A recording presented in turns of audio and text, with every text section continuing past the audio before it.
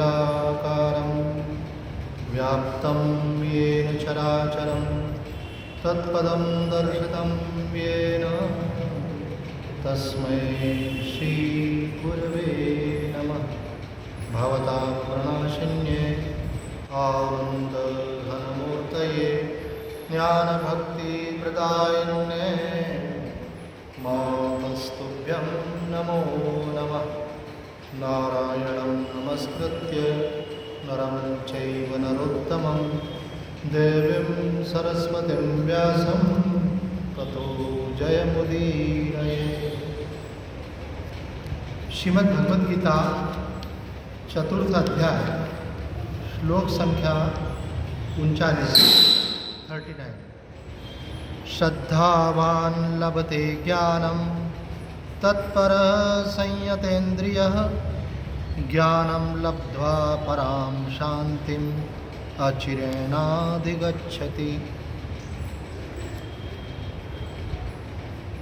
जो जितेंद्रिय तथा साधन परायण है ऐसा श्रद्धावान मनुष्य ज्ञान को प्राप्त होता है। ज्ञान को प्राप्त होकर वह तत्काल परम शांति को प्राप्त हो जाता है।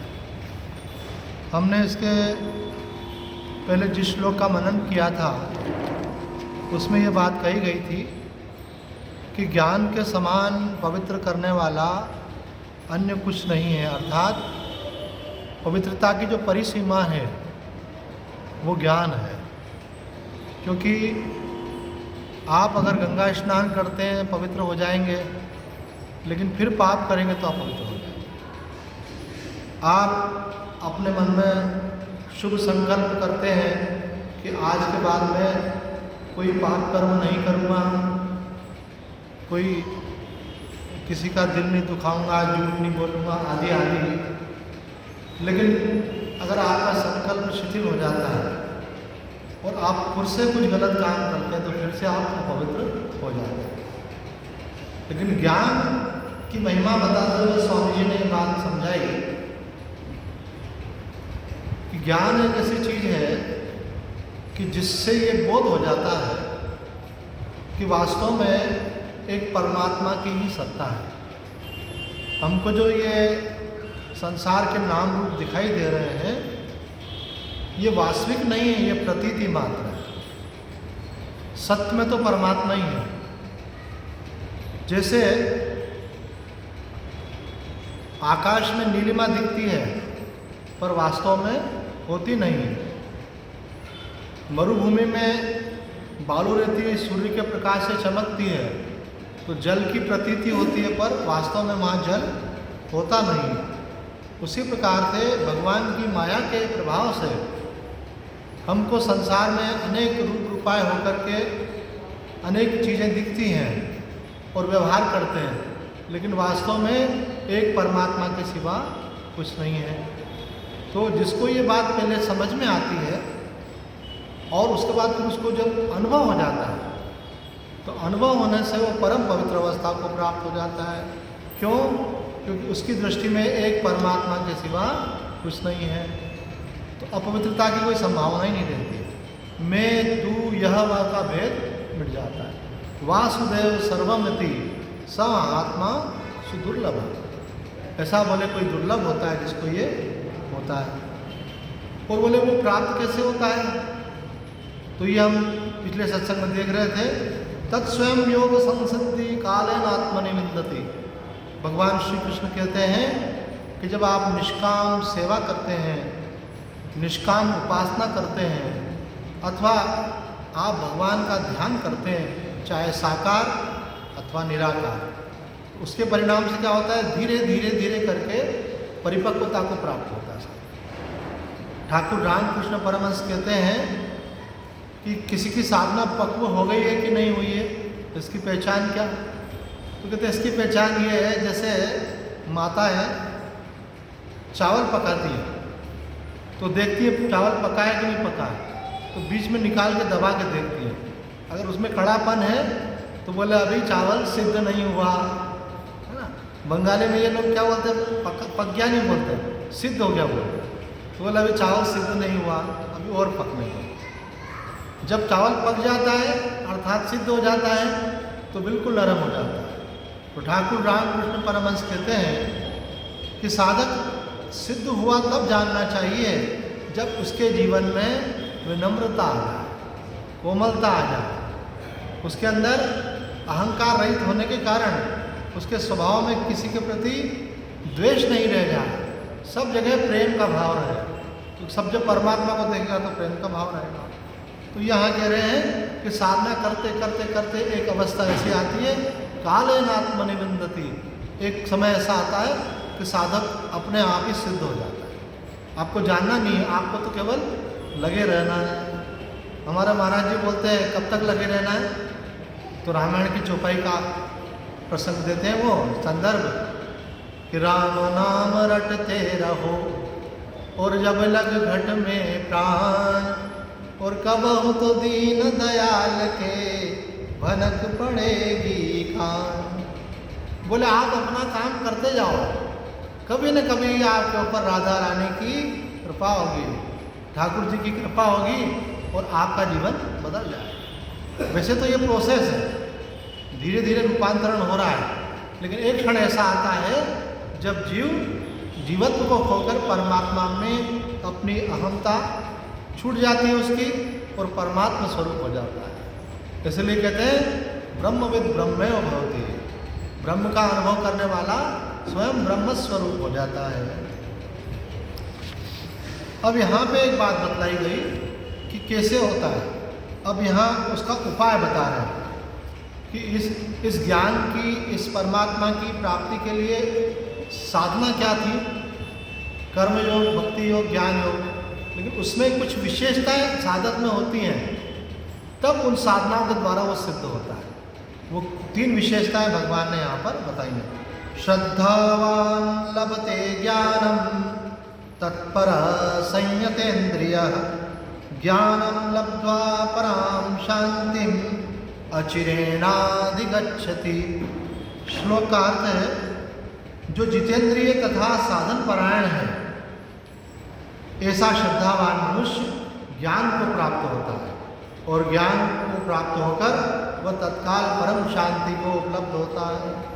ज्ञान का फल भी बतला दिया कि ज्ञान अगर किसी को जाएगा तो उसको क्या मिलेगा, परम शांति। एक बार हमारे मित्र और हम एक सिद्ध महात्मा के पास पहुँचे, हालांकि वो गृहस्थ में थे और सिद्ध थे वो। हमारा बड़ा पहले से ही प्रेम रहा उनके साथ। तो हमने बोला कि हम आपसे केवल एक बात जानना चाहते हैं कि ये जो आपको परमात्मा की अनुभूति हो गई, अहंकार का नाश हो गया, तो पहले में और अभी में अंतर क्या लगता है? क्योंकि हम भी खाना खाते हैं, आप भी खाते हैं, हम भी घूमते फिरते हैं, आप भी घूमते फिरते हैं, सोते जगते आप भी हैं, सारा व्यवहार तो वही का वही है। अगर बोलते भाई ये महापुरुष है, इनको भगवत प्राप्ति हो गई है, तो भगवत प्राप्ति के बाद फर्क क्या होता है, पहले और बाद में क्या अंतर है? तो महाराज जी ने कहा कि कुछ भी अंतर नहीं है, बस केवल एक अंतर है। अब बोलो हमेशा शांति रहती है, न चिंता होती है, न भय होता है, न तनाव होता है, न दुख होता है, न अभाव महसूस होता है, हमेशा एक शांति रहती है। कैसी भी परिस्थिति आ जाए लेकिन वो हमको प्रभावित नहीं करती है। जैसे कोई व्यक्ति बरसात में जा रहा है, उसने छाता लगा लिया तो वो गीला नहीं होता, अथवा किसी ने गोली चलाई लेकिन उसने बुलेट प्रूफ जैकेट पहन रखा तो गोली उसको लगती नहीं है। तो बोले इसी प्रकार से जिसको भगवत तत्व का साक्षात्कार हो जाता है, उसके जीवन में कैसे भी द्वंद्व आए, अनुकूलता प्रतिकूलता, लाभ हानि, जय पराजय, सुख दुख, वो हर अवस्था में सम बना रहता है। ये ज्ञान की पहचान है। ज्ञानी महापुरुष कैसा रहता है, भगवत प्राप्त महापुरुष कैसा रहता है, वो हमेशा समरस बना रहता है, एक आनंद की अवस्था में बना रहता है, वो चीज़ों से प्रभावित नहीं होता। अब बोल रहे हैं कि प्राप्ति होती कैसे, तो भगवान ने सबसे पहला इसमें सद्गुण बताया है कि उसके लिए आपको श्रद्धा होनी चाहिए। अगर आपको शास्त्रों के प्रति, गुरु के प्रति, भगवान के प्रति, धर्म के प्रति श्रद्धा होगी तो ही आप इस मार्ग में उस लक्ष्य तक पहुंच सकते हैं। श्रद्धा का मतलब होता है कि सत्यत्व बुद्धि। जैसे आपने किसी को कोई बात कही, अरे भाई फिर से कोरोना की तीसरी लहर आने वाली है, तो उन्होंने अरे फालतू बात कर रहे हो, कुछ कोई आने वाली नहीं। बोले बड़ी मुश्किल से तो अभी शांति मिली और आप क्या बात करते हैं? तो बोला नहीं नहीं, मैंने अभी न्यूज़ में देखा और मोदी जी ने भी घोषणा की है कि दिल्ली में जो है बच्चों के स्कूल 31 दिसंबर तक बंद कर दिए जाए। बोला अच्छा, मोदी जी ने कहा है और न्यूज़ में आया है, अब तो विश्वास करना पड़ेगा। तो आदमी विश्वास कब करता है? जब उसको कोई बात सत्य लगती है। तो शास्त्र और गुरु के वचन में जब हमारी ऐसी भावना हो जाती है कि ये जो बोल रहे हैं ऐसा ही है, इसका नाम है सत्यत्व बुद्धि। और जब सत्यत्व बुद्धि होती है तो वो बात हमारे अंतःकरण में अंकित हो जाती है, क्या ऐसा ही है। तो देखो उसकी महिमा आगे और बतलाएंगे। यहाँ पर आचार्य शंकर कहते हैं श्रद्धालु मनुष्य ज्ञान प्राप्त करता है, तत्पर अर्थात ज्ञान प्राप्ति के लिए गुरु शुश्रूषा आदि उपाय जो अच्छी प्रकार से लगा हुआ है। कहते हैं भाई ज्ञान प्राप्ति का उपाय क्या है? तो बोले श्रद्धा होनी चाहिए। बोले श्रद्धा है कि नहीं है, इसकी पहचान क्या है? तो बोले उसकी पहचान ये है कि जिन गुरुजनों से हमको ज्ञान प्राप्त होता है उनके प्रति हमारे मन में सेवा की भावना होती है। उनके प्रति हमारे मन में रहता है कि इनके शरीर के लिए कोई कष्ट नहीं हो, हम क्या कर सकते हैं। तो आचार्य शंकर कह रहे हैं ज्ञान प्राप्ति के लिए गुरु शुश्रूषा आदि उपायों में जो अच्छी प्रकार से लगा हुआ है वही तत्पर है। क्योंकि भगवान ने कहा श्रद्धावान लभते ज्ञानम, फिर आगे क्या कहा? तत्पर संयतेन्द्रिय। तो तत्पर शब्द का अर्थ यहाँ पे भाष्यकार ये करते हैं और कहते हैं कि जब आप गुरु में श्रद्धा रखते हैं और गुरु आपको साधन का उपदेश कर देते हैं तो आप क्या करेंगे? असाधन से अपने को हटा लेंगे। आपके जीवन में जो अनुचित है, जो पापपूर्ण है, जो अधर्म है, जो अनैतिक है, उससे आप अपने को हटा लेंगे। उससे हटाने का मतलब क्या हुआ? अपनी इंद्रियों को संयमित करना, अपनी इंद्रियों को रोक लेना। जब आप अपनी इंद्रियों को गलत की तरफ से रोक लेते हैं तो आप क्या कहलाते हैं? इंद्रिय जयी, संयत इंद्रिय। ये तीन बातें यहाँ कही गई हैं। तो कहते हैं कि अगर जो इस प्रकार है वह अवश्य ही ज्ञान प्राप्त कर लेता है। भगवान भाष्यकार आदि शंकराचार्य जी कह रहे हैं जिसके अंदर ये तीन योग्यताएं आ गई, कौन कौन सी? श्रद्धा, तत्परता और इंद्रियों का संयम। तो बोले इसमें भी कोई संशय नहीं है, उसको अवश्य ज्ञान की प्राप्ति हो जाती है। और ज्ञान प्राप्त करके मनुष्य मोक्ष रूप परम शांति को प्राप्त होता है। तो बोले मोक्ष रूप परम शांति का एक अर्थ और भी क्या है? उसका मन फिर संसार से उपराम हो जाता है। साधारण मनुष्य क्या है? संसार की दौड़ में लगा हुआ है कि ये मिल जाए, ये मिल जाए, ये मिल जाए। जो भी मिला है उसमें संतोष नहीं है और आगे नई नई योजनाएं बनाता रहता है। वो चाहता है कि ये भोग मिले, ये पद मिले, ये धन मिले, ये सुख मिले। तो कहते हैं कि उसका मन ऐसा नहीं होता। उसका मन कैसा होता है? वो बोलता है जो प्राप्त है वो पर्याप्त है, क्योंकि कोई लिमिट नहीं है। कोई अरबों खरबों में भी असंतोष में रह सकता है और कोई छोटी सी कुटिया में रह करके भी परम आनंद में रह सकता है। तो कहते हैं जिसको ज्ञान हो जाता है वो परम शांति को उपलब्ध होता है, अर्थात संसार से उसका मन उपराम हो जाता है, वो आत्मतृप्त हो जाता है। आत्मन्य आत्मना तुष्टा स्थित प्रज्ञस्तदोच्यते। ज्ञानी कौन है? जो अपने आप से अपने आप में संतुष्ट रहने वाला है। साधारण मनुष्य अपने आप में संतुष्ट नहीं है। उसका मान सम्मान कर दो तो संतुष्ट हो जाएगा, उसको रुपया पैसा मिले तो संतुष्ट हो जाएगा, उसको कोई ज़्यादा सुख सुविधा दी जाए तो उस सुविधा मिलने से, सुख मिलने से संतुष्ट होगा। बोले ये न तो सुविधा सुख पे डिपेंड है, न पैसे पे डिपेंड है, न मान सम्मान पे डिपेंड है, ये अपने आप में डिपेंड है। अपन बोलते हैं ना सेल्फ डिपेंड। तो सेल्फ डिपेंड का एक गलत अर्थ व्यवहार में करते हैं हम कि जो अपना पैसा खुद कमाता है, अपना आय का स्रोत जिसका है, तो बोले सेल्फ डिपेंड। शास्त्र बोलते हैं सेल्फ का डिपेंड मतलब होता है सेल्फ मतलब आत्मा। सेल्फ जो परमात्मा आत्मा के रूप में अंदर आप में विराजमान है, तो जो परमात्मा के आश्रित है, जो स्वयं के आश्रित है, अर्थात परमात्मा पूर्ण है, इसलिए वो पूर्णत्व की अनुभूति करता है। आत्मा नित्य तृप्त है, इसलिए वो तृप्ति का अनुभव करता है। वो अभाव का अनुभव नहीं करता, वो तृप्ति का अनुभव करता है। उसके जीवन में शिकायत नहीं होती, उसके जीवन में संतोष होता है। तो ये 3 बातें यहाँ पे भगवान ने बतलाई।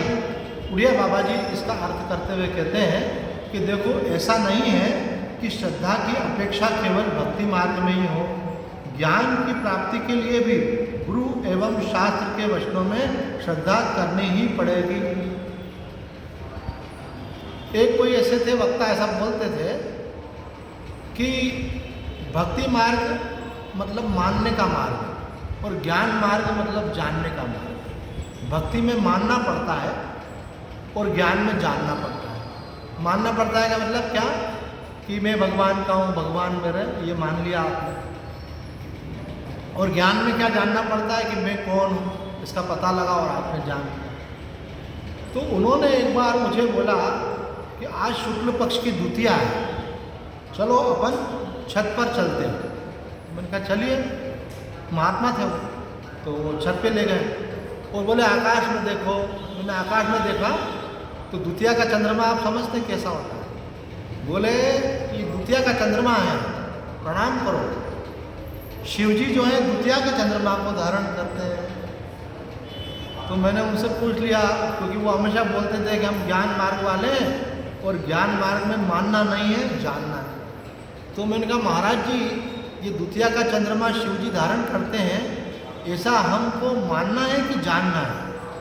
तो बड़ा नाराज हुआ घर पे। अरे बोले हमको उपदेश करता है। पर कहने का अभिप्राय ये है, यहाँ उड़िया बाबा कह रहे हैं चाहे भक्ति मार्ग से जाओ चाहे ज्ञान मार्ग से जाओ, बिना श्रद्धा के आपका काम बनने वाला नहीं है। जब तक आपकी गीता जी में श्रद्धा नहीं है, उन वचनों को आप कैसे अपने हृदय में धारण करेंगे? जब तक आपकी भगवान श्री कृष्ण में श्रद्धा नहीं है कि साक्षात परब्रह्म परमात्मा ही मनुष्य रूप धारण करके लीला कर रहे हैं यहाँ, तब तक उनके वचनों को प्रमाण कैसे मानोगे? तो कहते हैं कि प्रमाण बुद्धि तब होती है आपकी जब आपके मन में ये विश्वास होता है। तो श्रद्धा होने से आपके मन में विश्वास हो जाता है और आप उन बातों को सत्य मानते हैं। दूसरी बात यहाँ उड़िया बाबा जी कह रहे हैं, पूर्ण शांति ज्ञान से नहीं मिलती। भगवान ने कहा है यहाँ पे कि ज्ञानम लब्ध्वा पराम शांतिम अचिरेणाधिगच्छति। बोले यार ज्ञान का मतलब ऐसा नहीं है कि आपको ये मालूम पड़ गया कि मैं आत्मा हूँ, ये सब कुछ परमात्मा का स्वरूप है। इतने मात्र से शांति मिलने वाली नहीं है। इतना तो हमारे गीता भवन के सब सत्संगी जानते हैं। तो बोले फिर शांति कैसे मिलेगी? तो उड़िया बाबा जी कह रहे हैं कि जब ज्ञान निष्ठा होती है, पूर्ण शांति ज्ञान से नहीं, ज्ञान निष्ठा से प्राप्त होती है। ज्ञान और ज्ञान निष्ठा में फर्क है। ज्ञान निष्ठा का मतलब है कि जब वो बात आपके हृदय में दृढ़ हो जाती है, समझ में आ गई पर्याप्त नहीं है, जब वो दृढ़ हो जाती है तो ज्ञान निष्ठा कहलाती है। ज्ञान होने पर भी अभ्यास करते रहना चाहिए। क्यों? क्योंकि ज्ञान दृढ़ हुआ है कि नहीं हुआ है, ये कैसे मालूम पड़ता है? आपके व्यवहार से मालूम पड़ता है। अगर आपके व्यवहार में कहीं भी किसी प्रकार का भी आपको विक्षेप होता है, किसी प्रकार से भी आप प्रभावित होते हैं, आपके मन में किसी प्रकार से बोलते हैं ना मन चलना, चिंतन होना, इसने ऐसा क्यों कर दिया, वैसा क्यों कर दिया, ऐसा कब होगा, होगा कि नहीं होगा, तो इस प्रकार से आपका मन चलता है, इसका मतलब अभी ज्ञान पक्का नहीं हुआ। भगवान के स्वरूप में आपका जो विश्वास है वो अभी दृढ़ नहीं हुआ। तो कहते हैं इसलिए क्या करना चाहिए? ज्ञान भले गुरु जी से मिल गया है, लेकिन अभ्यास करते रहना चाहिए। कोई कोई उड़िया बाबा जी के पास जाकर पूछते थे कि बाबा मुझे बात अनुभव हो गई कि मैं सच्चिदानंद स्वरूप आत्मा हूँ और सब कुछ परमात्मा का ही स्वरूप है। तो बोलते थे बहुत अच्छी बात है, अब इसी अभ्यास को करते रहो। तो एक दिन अखंडानंद जी महाराज ने उड़िया बाबा से पूछा, बाबा जब इसको ज्ञान हो गया तो कोर्स इसका कंप्लीट हो गया, तो फिर आप अभ्यास करने को क्यों बोलते हो? तो बाबा ने बोला कि बेटा एक तो ज्ञान होता है और एक होता है ज्ञानाभास, अर्थात ऐसा लगता है कि मेरा काम हो गया लेकिन काम हुआ नहीं होता है, कलमश अभी शेष रहते हैं। तो इसलिए अगर अभ्यास करता रहेगा तो नुकसान कुछ नहीं है, और अभ्यास छोड़ दिया तो वापस से वो कलमश उभर करके ऊपर आ जाएंगे।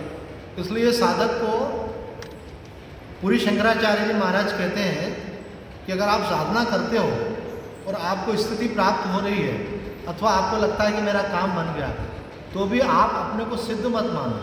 कोई पूछे कि भाई आपके बारे में कि कैसा क्या चल रहा है, बोले अभी तो मैं साधक हूँ।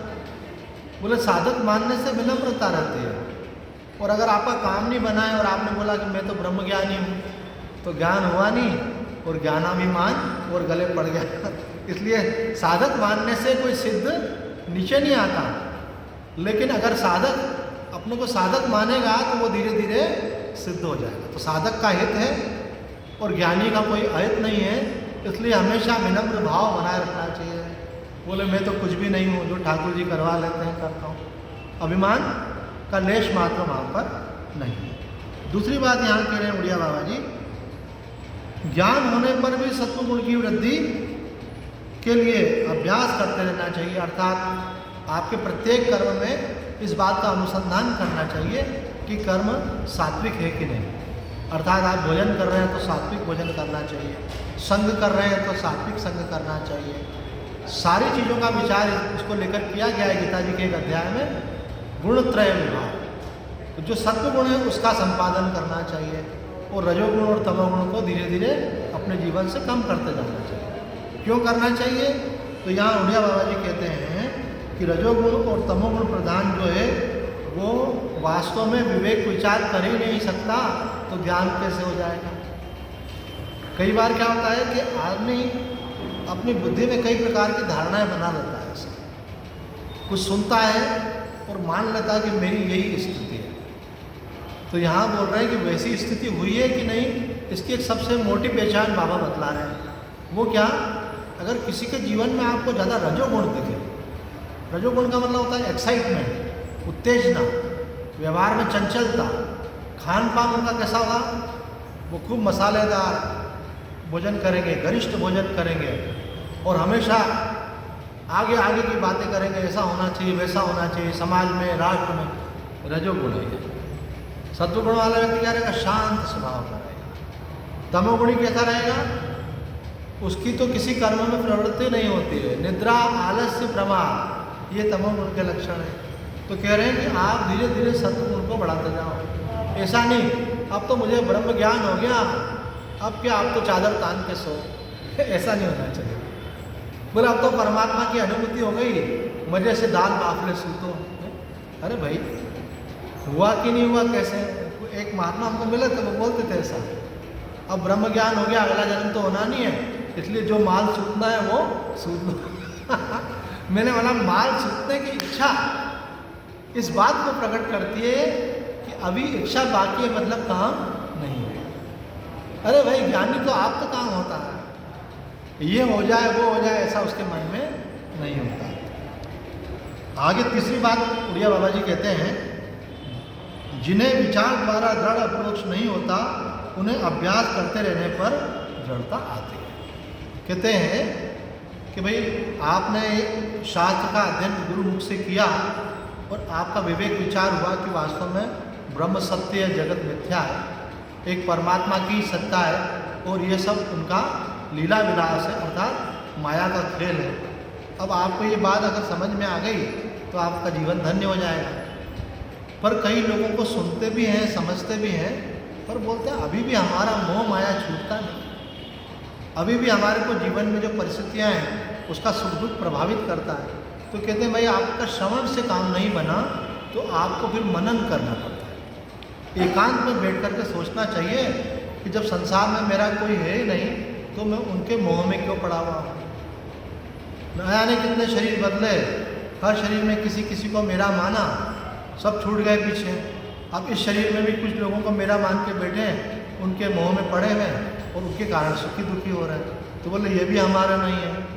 और जब आप एकांत में बैठ के मनन करते हैं तो कभी कभी उसमें कोई जिज्ञासा भी उत्पन्न हो जाती है। तो आप जो जिज्ञासा उत्पन्न हुई है वो आप महापुरुषों से रखिए कि संशय रहित ज्ञान आपको हो जाता है।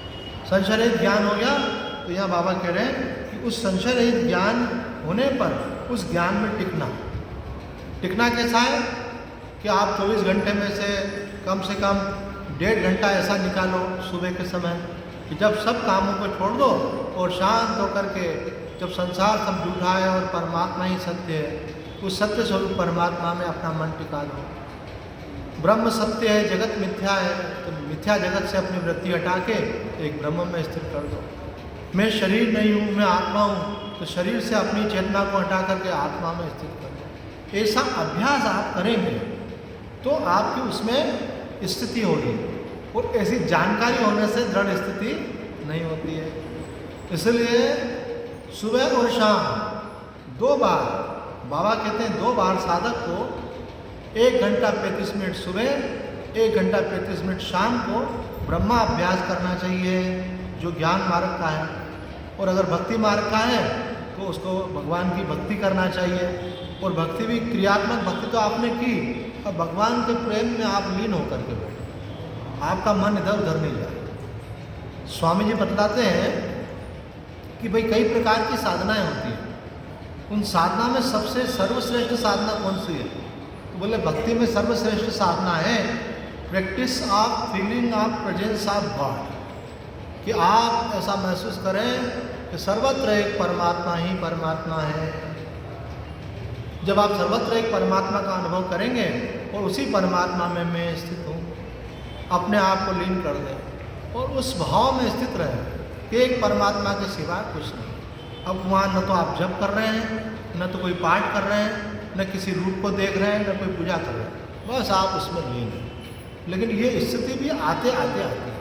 एक बहन बोल रही थी कि मैं माला से जप करती हूँ, मैंने संख्या निर्धारित कर रखी है, तो मेरी संख्या पूरी होने के पहले ही मेरी माला करते करते मेरा ध्यान लगने लग जाता है। अगर मैं ध्यान में बैठ जाऊँगी तो मेरी माला कैसे पूरी होगी? तो मैंने बोला कि रामसूरदास जी महाराज कहते हैं, बजाय आप संख्या का निर्धारण करने के, आपको समय का निर्धारण करना चाहिए। उदाहरण के लिए कोई व्यक्ति 11 माला करता है ना, उदाहरण के लिए 1 माला करने में 5 मिनट लगते हैं, तो 11 माला में कितना टाइम लगेगा? 55 मिनट। तो बजाय 11 माला का नियम लेने के, ये नियम लेना चाहिए कि मैं 55 मिनट जप करूँगी, और 55 मिनट करने के लिए बैठ गया, और 40 मिनट के बाद आपकी ऐसी स्थिति हो गई कि माला हाथ से छूट रही है और आपका मन भगवान के प्रेम में लीन हो रहा है और आपको अपने शरीर की सुध-बुध नहीं है, तो अब इससे बढ़िया और कुछ नहीं हो सकता कि आप भगवान के प्रेम में लीन हो रहे हैं। और आपने बोला अरे अभी तो 9 ही माला हुई है, कम बैठ, मुझे ध्यान में नहीं जाना, तो ये गलत हो जाएगा। क्योंकि जब जो है आगे चल कर के ध्यान में बदलता है, और भगवान के ध्यान में धीरे धीरे आपका अहंकार और वासना लीन हो जाती है, एक भगवत तत्व ही वहाँ पर विद्यमान रहता है। तो साधक को, स्वामी जी ने ये बात कही रामसूरदास जी महाराज ने, कि आप कितनी माला का नियम है आपका, जितनी भी माला का, बोले उसमें कितना टाइम लगता है आपको? एक एवरेज टाइम होता है, लगभग इतना समय लगता है। बोले आप टाइम को पकड़ लो, आप कितने बजे बैठे? बोले हम बैठ गए 6 बजे। तो आपको कब तक बैठना है?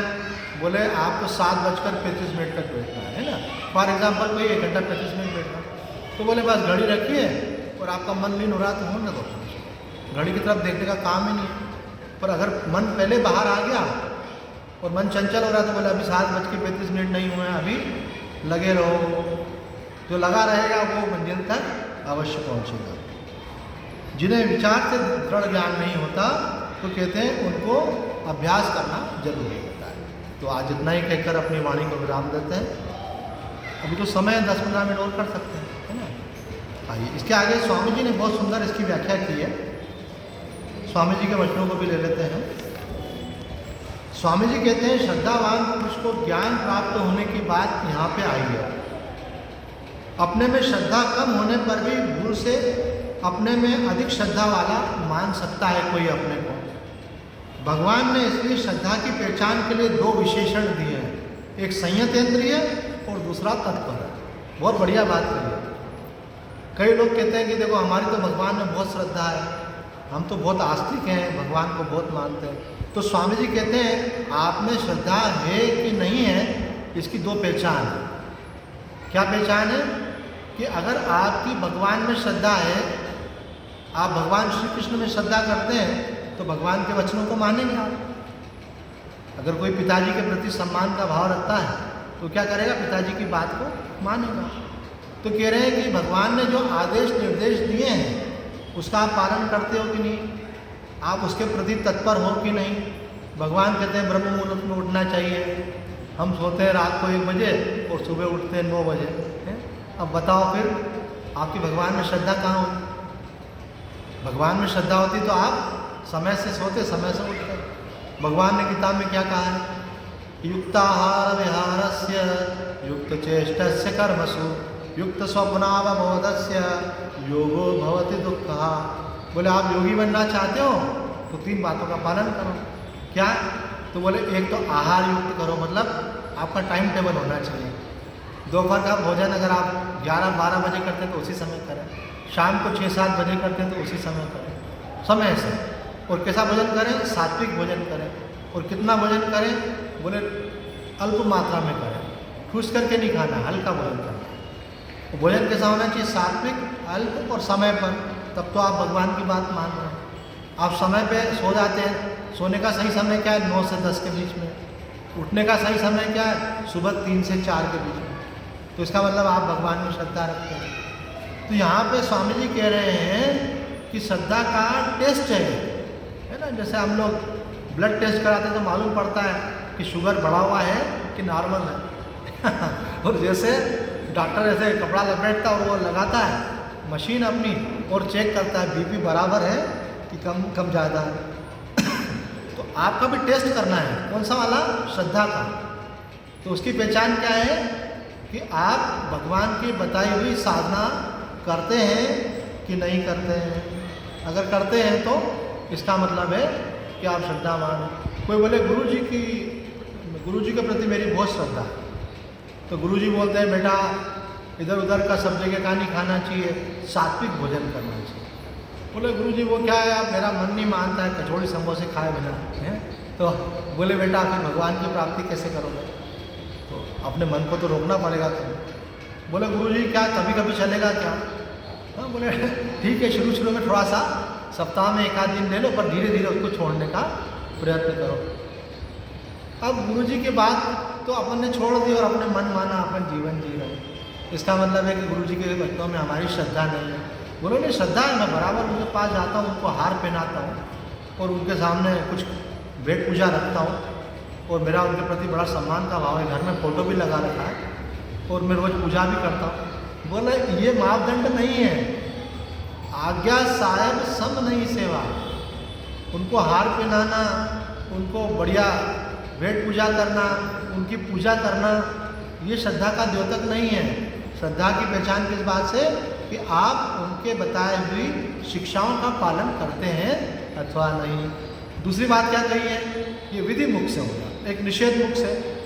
कुछ चीज़ें तो वो करने को बोलते हैं और कुछ चीज़ें नहीं करने को बोलते हैं। तो बोलते हैं बेटा अगर सत्य के मार्ग पर चलना है, परमात्मा की प्राप्ति करना है, तो बस आज से नियम बना लो कि झूठ नहीं बोले। जो हृदय में हो वही वाणी पर होना चाहिए और जो वाणी से बोला वही आचरण में होना चाहिए। गुरु जी संसार में रहना है तो थोड़ा बहुत तो ये करना पड़ता है। तो बोले बेटा फिर तुम संसार में ही रह जाओगे, परमात्मा की अनुभूति नहीं करोगे। श्री माँ आनंदमयी कहती है परमात्मा क्या है? सत्य स्वरूप। उस सत्य स्वरूप परमात्मा की प्राप्ति तब होती है जब आपका जीवन सत्य आचरण से युक्त होता है। अगर आप सत्य आचरण नहीं करते हो, छल कपट बेईमानी करते हो, तो आपको परमात्मा मिल नहीं सकते, परमात्मा के आप प्रिय नहीं हो सकते। रामायण जी में भी आता है निर्मल मन जन सो मोहि पावा, मोहि कपट छल छिद्र न भावा। कपट का मतलब है अंदर से कुछ बाहर से दिखाना, कुछ अंदर कुछ रखना। तो ये भावना साधक में नहीं होना चाहिए। बोले मेरा जीवन सरल होना चाहिए, पवित्र होना चाहिए, बालक की तरह होना चाहिए। रामकृष्ण परमहंस की एक वाणी को बोल करके वाणी को विराम देंगे। ठाकुर रामकृष्ण परमहंस कहते हैं बालक की तरह सरल हुए बिना ब्रह्म ज्ञान हो ही नहीं सकता। अगर आप चाहते हो कि उस परमात्मा का बोध हो, तो जैसे छोटा बच्चा कैसा सरल होता है, उस बच्चे की तरह आपको अपने को सरल बनाना होगा, निष्कपट बनाना होगा। आज इतना ही। ओम पूर्णमदं पूर्णात् पूर्णमुदच्यते पूर्णस्य पूर्णमादाय पूर्णमेव एवावशिष्यते।